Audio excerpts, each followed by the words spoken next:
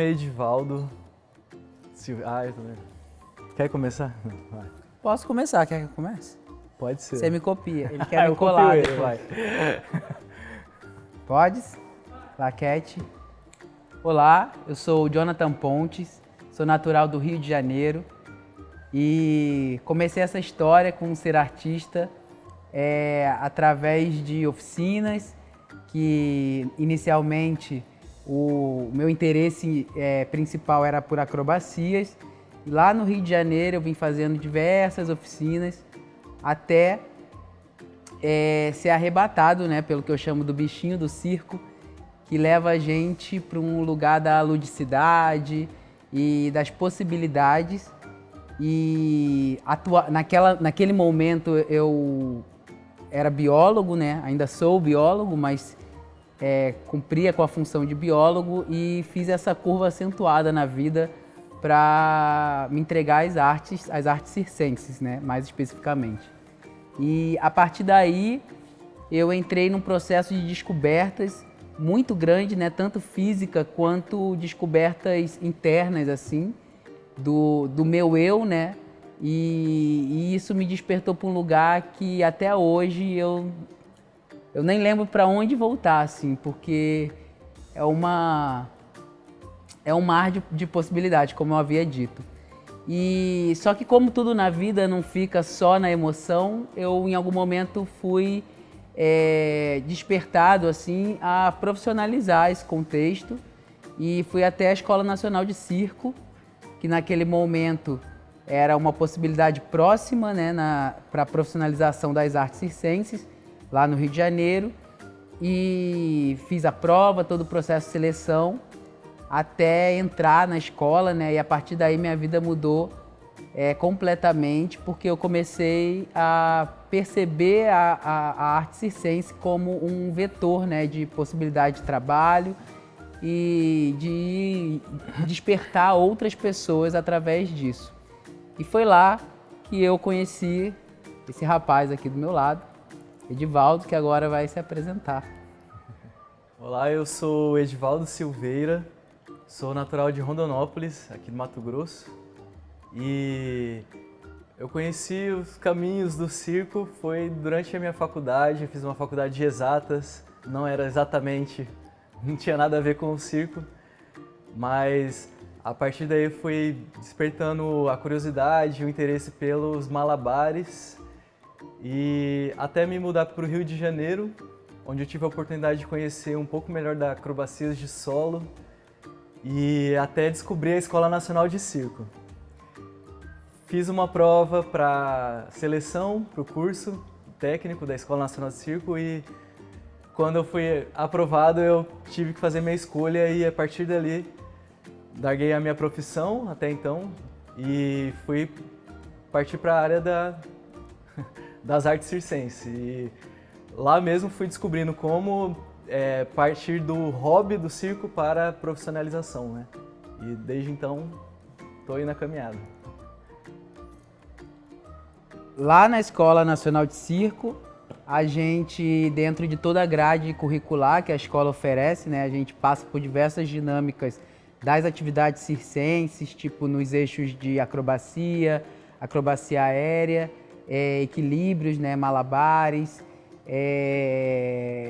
palhaçaria também, dentro das nossas possibilidades. A gente foi descobrindo, né, dentro desses meandros assim das técnicas circenses, atividades que a gente ia se identificando. E nesse meio tempo a gente conheceu até então o nosso grande mestre, né, de técnica, que é o Pirajá Bastos, da família Azevedo, a família tradicional de circo, que foi a pessoa que doou um pouco do amor, né, que o artista circense sente por essa arte, que é uma atividade muito difícil de estabelecer um mercado, de estabelecer fontes, né, estruturadas de renda, mas que com esse amor, com essa doação que a gente recebeu de uma pessoa que nasceu e viveu debaixo de uma lona de circo, é o que dá força, garra para a gente manter a continuidade dentro dessa grande brincadeira, né, não é bem uma brincadeira, mas a gente se diverte muito.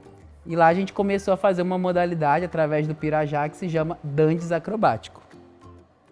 O dandes acrobático é a técnica que a gente conseguiu, assim, de certa forma, despontar, se pode dizer assim, dentro da nossa companhia, né, do Cafundó, que caracterizou um pouco do nosso trabalho, né, que são as acrobacias cômicas e principalmente em duplas, né, que pode ser em trio também, quarteto, quinteto, mas a grande característica dessa modalidade é usar um pouco da virtuose do circo para poder gerar comicidade, né? Trazer humanidade para os corpos circenses. Então a gente se identificou demais, até porque nós já éramos muito avançados assim para uma modalidade de técnica física, né? A gente começou eu com 25, Edivaldo com 27 anos. Então, nós já tínhamos uma identificação natural pela dificuldade, pelo corpo que não executa tão bem. E o Dandes, ele traz um pouco dessa verdade. É bem verdade que, claro, para a gente conseguir fazer algo desconstruído, a gente precisa construir primeiro, para depois fazer o caminho ao contrário. Só que despertar isso em nós deu uma vontade da gente construir para poder usar essas habilidades em forma de erros, em desacertos e superação também, afinal está dentro do universo do palhaço. Então o Dantes foi o grande nó assim que amarrou a gente no circo. Mas daí, né, é como a gente disse, o bichinho do circo ele traz diversas outras possibilidades e através do convívio, das viagens, das pessoas que a gente foi conhecendo, foi entrando todas essas atmosferas que a gente vem criando hoje. Através do Malabares, através esse espetáculo do Combinando, a gente usou para trabalhar mais uma dramaturgia, respirar um pouco mais, embora não pareça, mas a gente tenta respirar um pouco mais, não apoiar-se tanto no virtuosismo, embora ele exista por ser o circo, mas a gente queria mostrar outras coisas dentro desse universo e, de alguma forma, comunicar também, né? A gente traz no Combinando essa ideia do trabalho, essa perda um pouco da sistematização das características individuais de cada um, e o palhaço, ele cria o indivíduo, né? A gente não precisa ser igual a ninguém, a gente tem nossas peculiaridades e, para além, né? Na palhaçaria, elas são o grande trunfo para você se sobressair. Não é ser igual, né? Buscar as suas diferenças para poder se sobressair. Então, isso pra gente é apaixonante. O Combinando traz um pouco disso, né? Dessa relação. Mas a ideia inicial não foi exatamente para o teatro. E aí o Ed vai contar um pouco mais dessa parte. A ideia do Combinando com o Cerrado é que nós, desde a nossa itinerância acompanhando o circo, adquirimos uma Kombi, nossa Kombi Home, que a gente morava dentro dela e queria trazer ela como um palco, né, como nosso picadeiro. E dentro da Lei Aldir Blanc, que teve a possibilidade que a gente conseguiu aprovar um projeto que era a circulação, né, levar nosso espetáculo de rua para as comunidades que não chegam tanto, né? Não chega tantos trabalhos assim nas cidades do interior do Mato Grosso. E aí foi logo no início da pandemia, a gente teve vários decretos, né? Que quando ia sair esse processo, o projeto e executar, né? Ela dava de cara com os decretos de várias prefeituras que não dava essa possibilidade da gente chegar lá e abrir a nossa roda. Então, a partir daí a gente tinha um prazo, né, de execução desse projeto que a gente ficou assim meio apertado e entendemos assim, acho que é a nossa oportunidade de parar um pouco do que a gente aprendeu a fazer executando no circo, sem pensar muito, né, seguir a técnica do início ao fim e agora voltar para o teatro, respirar, conseguir trazer outros elementos da palhaçaria. Então foi uma oportunidade que ou não, a pandemia nos trouxe, né? De trazer nossa forma de trabalhar para o teatro. Uma novidade pra gente. Sim. E não deixa de ser uma característica do circense, né? Que é uma arte que sempre está se moldando às situações, atravessando o tempo dentro das respostas, né, sociais ao que está acontecendo no momento. E a pandemia para o circo foi, não só para o circo, todo o setor de entretenimento, cultura, foi muito difícil para a gente. E eu acho que até hoje a gente ainda está vivendo um pouco dessa ressaca que vem agora, né? A pandemia ainda não acabou, mas ela tem já apaziguado muito as relações de restrição e com isso a gente pode voltar a fazer, a encontrar o público. A gente estava até comentando ali atrás, depois do show, como esse contato, inclusive, faz crescer o espetáculo. Porque essas coisas a gente muitas vezes não encontra na sala de trabalho ou na relação de ensaio. Ela acontece com o público, né? E há quem diga que o palhaço também ele não existe sem o público. Não se faz palhaços no espelho, não se faz palhaços só em oficinas, né? Ele precisa existir na adversidade, no improviso, na relação imediata e essa relação causal que acontece quando surge, né, o contato. Então hoje a gente inclusive descobriu várias coisas novas que a gente pretende levar para frente dentro do Combinando, graças a essa relação com o público, principalmente as crianças, que é um público muito maravilhoso, sincero e que acredita, né? A gente precisa hoje cada vez mais de uma sociedade que acredita. A gente anda muito cético, muito desmotivado por conta de toda a pressão que a gente sofre, e isso não foge à compreensão de ninguém, mas a gente ainda tem um universo infantil, que é o lugar onde tudo ainda é possível. E graças a elas a gente descobre um monte de coisa nova todo dia. Isso é muito, muito legal pra gente e pro nosso trabalho também.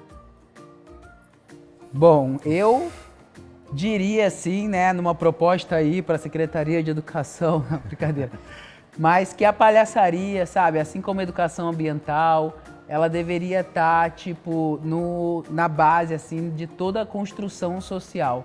Eu não diria que as pessoas necessariamente devam colocar um nariz vermelho no rosto e sair por aí experimentando, embora não seria uma má ideia também. É uma experiência bem interessante, fica o convite. Mas eu diria que os preceitos que a palhaçaria aborda, eles são preceitos muito elementares para a nossa vida humana. A nossa vida humana ela depende de comunicação e principalmente de força de cooperação. Porque senão o nosso sistema para. Inclusive esse próprio sistema que a gente criou, ele não funciona sem uma força de cooperação.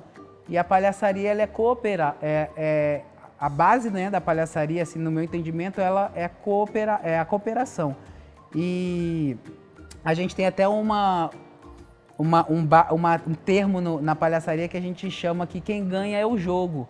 Não existe um vencedor na palhaçaria. Se você está perdendo, e você está ganhando, porque o jogo está ganhando. Então, isso pra gente é um exercício na vida, porque isso faz com que a gente não interrompa no primeiro obstáculo, ou no primeiro não, ou em toda essa... Porque eu vejo hoje uma resposta do nosso sistema de você subverter o erro ou a negação, fraqueza, um sentimento de potencialidade, mas de raiva, de usar isso como o não, eu vou conquistar. E de fato, só que isso não precisa ser um sentimento sisudo, pode ser um sentimento leve, a gente pode sorrir diante do erro, inclusive usar o erro como uma possibilidade de superação, que é o que o palhaço faz o tempo todo. Então, nem sempre é bom, né? Quando a gente cria uma coisa, a gente quer que saia do jeito que a gente gostaria. Isso é humano também, mas para a palhaçaria, quando existe o erro, é uma possibilidade de você subverter aquele momento. E isso é maravilhoso, né? Isso é pra gente, tipo assim, a gente não quer, mas a gente também, de alguma forma, torce para alguma situação que não está planejada acontecer, para a gente poder se mover. E para mim, só o movimento leva a gente para frente, faz a gente pensar em novas possibilidades e eu acho que é o melhor presente que a palhaçaria tem para a nossa existência, assim. Pensar o novo, pensar os erros que a gente vê acontecendo a todo momento e já está, assim, saturante a relação de erro que a gente vem cometendo e usar isso para subverter, né? Não para continuar esse processo até onde a gente vai chegar, gente. Não sei, fica aí a questão. Nossa. O contato com o público, para mim, é uma das primeiras relações dos artistas, né? A gente identifica muito as crianças, assim. A vontade de mostrar alguma coisa. E aí isso é um impulso do artista, mas aí você vai mostrar para o público. Então não é só uma relação de eu preciso mostrar alguma coisa sem olhar a quem. Eu preciso me relacionar com esse outro personagem, né? Outros personagens que estão aqui participando com a gente. E na palhaçaria isso é muito mais real, porque o palhaço ele está o tempo inteiro no jogo com a plateia, né? E aí o que eu acredito é que o público ele contribui muitíssimo para tudo que a gente tem a construir, a mostrar. É um processo de carinho e de cuidado que a gente, né, se estabelece aqui entre a gente. E muitas vezes a gente lida com a aceitação, o que é maravilhoso. E é quase, eu vou falar assim, num termo, assim, um termo, é um vício, né? A aceitação, ela é um vício.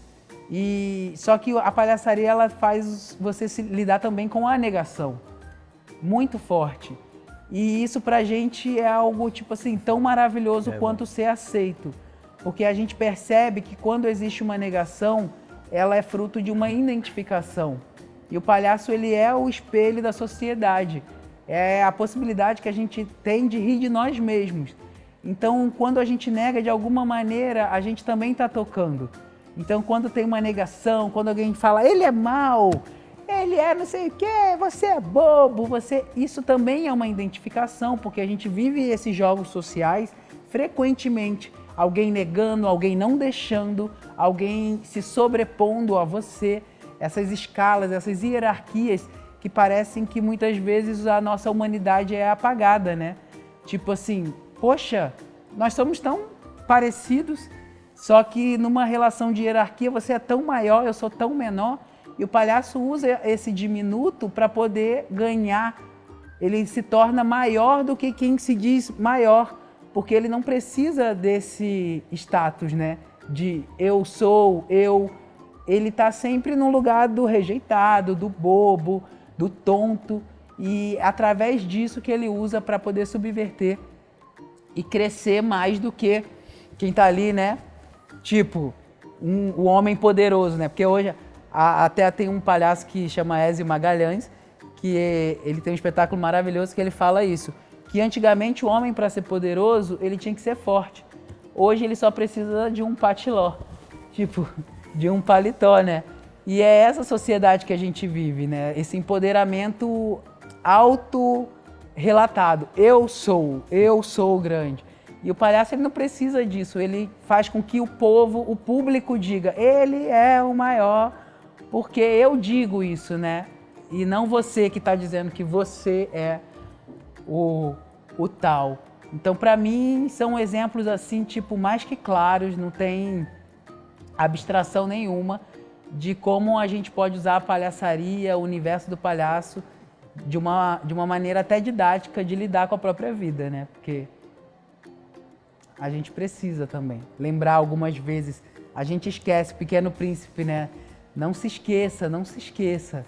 Segura ali porque a infância acompanha a gente para todo sempre, até a hora que a gente deixar esse plano, esse espaço aqui. Gente, o Sesc salva, salva os artistas. Foi o Sesc, o de Rondonópolis mesmo, abriu as portas primeiro pra gente de receber e abrir a possibilidade de a gente usar o espaço do teatro, até ter essa troca com o público, que é tão necessária. A gente viveu isso no momento desse projeto. A primeira gravação a gente fez sem o público, foi frustrante. A gente fez de novo com o público, foi uma outra resposta, assim, que a gente falou, uau, é isso, realmente. E só até então, assim, nos interiores, como Rondonópolis, nossa única possibilidade de usar o teatro é com o Sesc. E logo veio o Sesc de Cuiabá que trouxe a gente, então assim, o fomento parte principalmente para a área artística no Brasil, até onde a gente conhece, conseguiu permear, é através do Sesc, né? Vamos dizer que é o que funciona. É uma das coisas que a gente pensa assim, é uma válvula, né? Uma engrenagem cultural que você vê funcionando, sabe? Tem uma série de dificuldades natural que, né, o nosso setor abarca, mas você vê esse sistema do Sesc circulando, tipo, em vários lugares do Brasil, a possibilidade da gente circular também através dessa itinerância do Sesc, os projetos que o Sesc propõe, né, que são, para mim, tipo, criativos, legais, que chegam, né, até uma capilaridade da sociedade que não tem acesso ao teatro, que não tem... Muito Sesc, por exemplo, não tem o teatro, mas ele tem atividades culturais dentro daquela comunidade. Então, para mim, essa relação comunitária é fundamental. É o que a gente tenta fazer dentro da nossa pequenez diante, né, de toda essa... Mas com a ajuda do Sesc também, a gente consegue chegar a mais lugares e... Nossa, Sesc adota a gente, é nossa hashtag. Tipo, porque pra gente é uma relação muito próspera, assim. A gente sente o nosso trabalho caminhar. Como ele disse, o Sesc Rondonópolis, a gente frequenta lá o Núcleo Sesc, que é um programa para os artistas utilizar os espaços, sabe? Utilizar essas caixas que estão ali, sabe? E muitas vezes elas não estão a semana inteira ocupadas. Então, como a gente pode fomentar? Porque eles entendem a importância que é pra gente. Por exemplo, essa corda, não sei se está pegando, mas pra gente colocar ela em qualquer outro lugar que não seja numa estrutura que comporte essa relação de peso, de segurança, é uma dificuldade. Então, por exemplo, a corda a gente só consegue ensaiar quando a gente vai no Sesc, no caso em Rondonópolis. E aí, fora isso, é alguma das coisas que, tipo, essa relação alimenta muito. E para mim o trabalho comunitário é o grande enlace, assim. O Sesc, tipo, ele tem muita sensibilidade de entender o que existia ali, até onde eu tô, não sei se eu tô falando besteira, mas é uma percepção individual, que ele consegue ter a sensibilidade de ver o que existia, como aqui, o Sesc é Arsenal. Você cruza as relações, né? Você entende que é um Sesc, mas você entende que é uma história que existia nesse lugar e que ela acontece até hoje. Então, para mim, isso é muito legal, assim, muito legal o que o Sesc faz. Em outros lugares do Brasil, a gente já teve a oportunidade também de frequentar o Sesc e é bem interessante. Fora as coisas de férias, as atividades, as aulas, enfim, ele fomenta muito na comunidade, isso é bacana demais. Parabéns, Sesc, parabéns pelo projeto aí que vocês estão implementando agora também, Conexão Cerrado, que é muito bacana, a gente está muito feliz e vai acompanhar nossos amigos que também estão na programação. A gente quer ver todo mundo participar.